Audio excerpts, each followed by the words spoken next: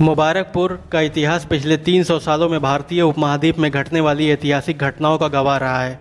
लेकिन मुबारकपुर नामक इस स्थान की इतनी शान शौकत और इतना शानदार इतिहास होने के बाद भी ना ही इसका जिक्र किसी सरकारी डिस्ट्रिक्ट गजेटियर में है और ना ही किसी फेमस तारीखी किताब में, सिवा एक को छोड़कर जिसका नाम ज्ञानेंद्र पांडे है, जिन्होंने 80-90 के दशक में यहाँ के इतिहास पर फ़ारसी में लिखी किताबों को इंग्लिश में ट्रांसलेट करके दुनिया के सामने पेश किया और साथ ही इसी टॉपिक पर अपनी पीएचडी भी कंप्लीट करी।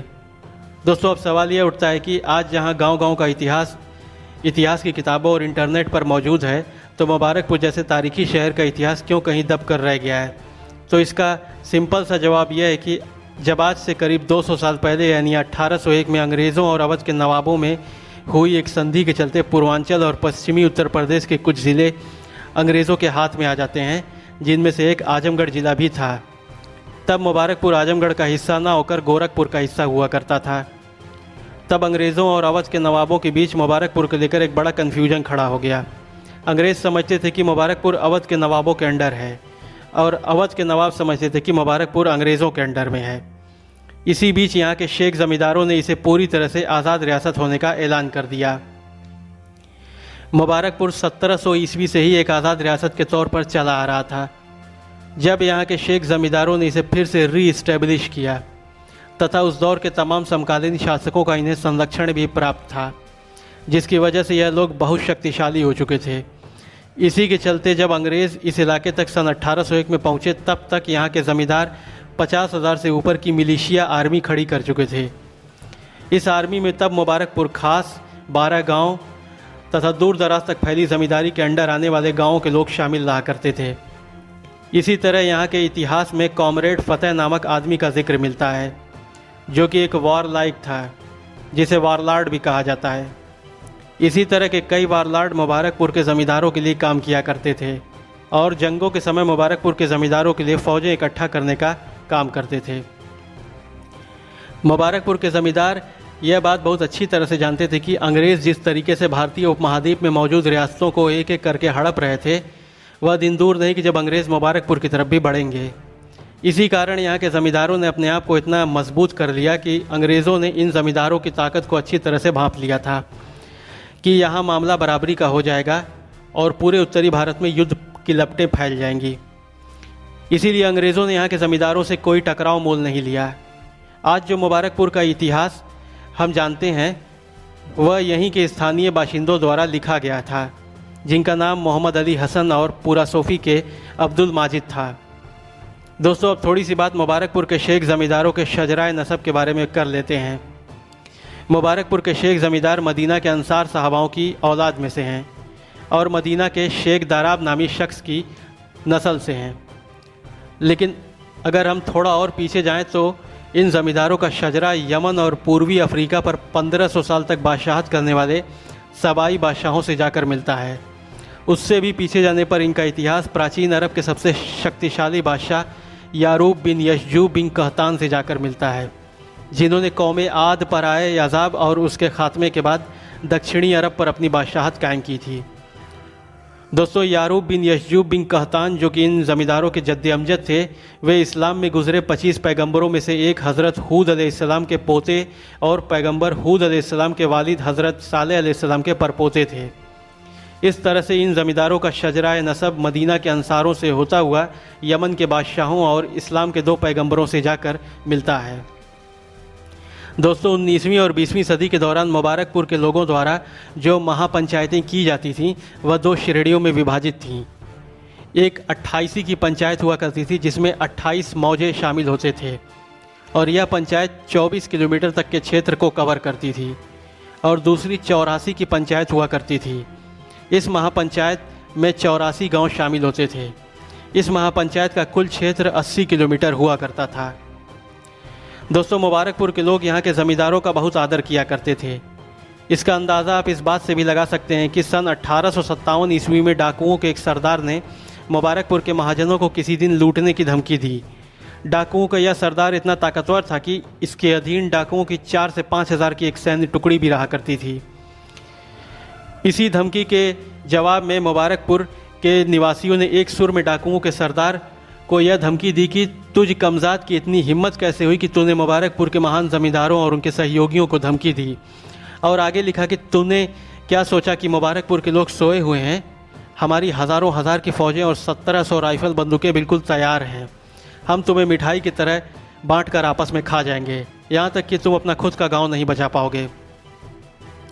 मुबारकपुर के लोगों द्वारा भेजे गए इस जवाब के बाद डाकुओं की दोबारा हिम्मत नहीं हुई मुबारकपुर की तरफ आने की।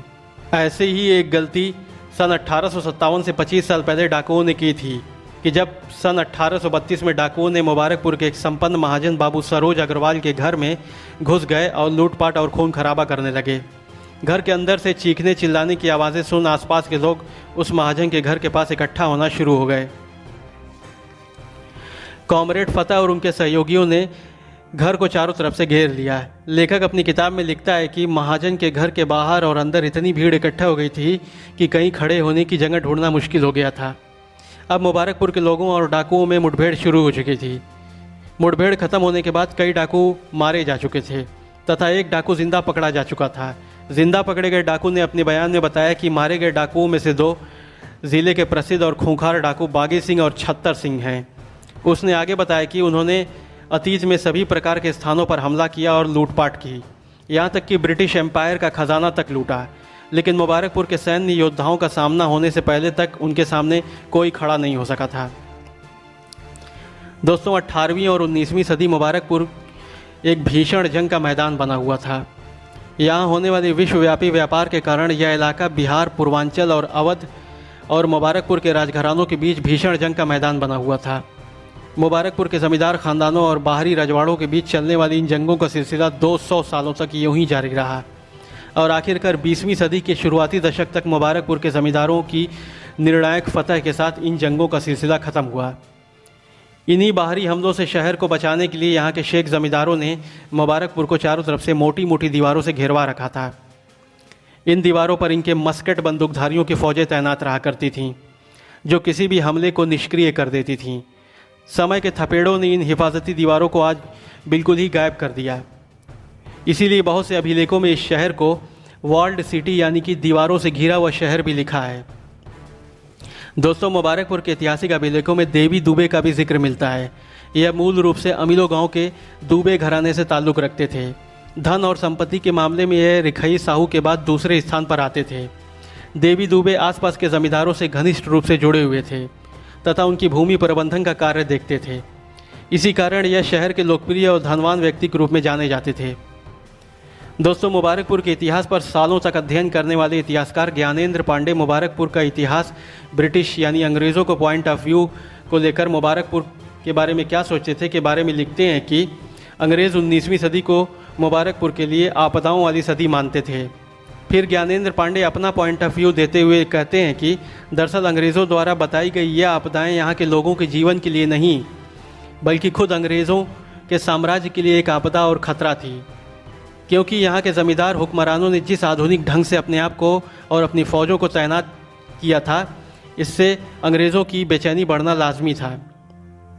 ब्रिटिश एम्पायर की बेचैनी का एक कारण यह भी था कि एक और जहाँ आज़ाद ज़्यादातर रियासतें और रजवाड़े तलवारों, तीर कमान और भालों से जंग लड़ रहे थे तथा अंग्रेज़ों से भाड़े की फ़ौजी मांगकर एक दूसरे से जंगें लड़ा करते थे, तो वहीं मुबारकपुर वालों की अपनी खुद की हज़ारों पर मुश्तमिल फ़ौजें थीं तथा 1700-1800 की संख्या में बंदूकें मौजूद रहा करती थीं।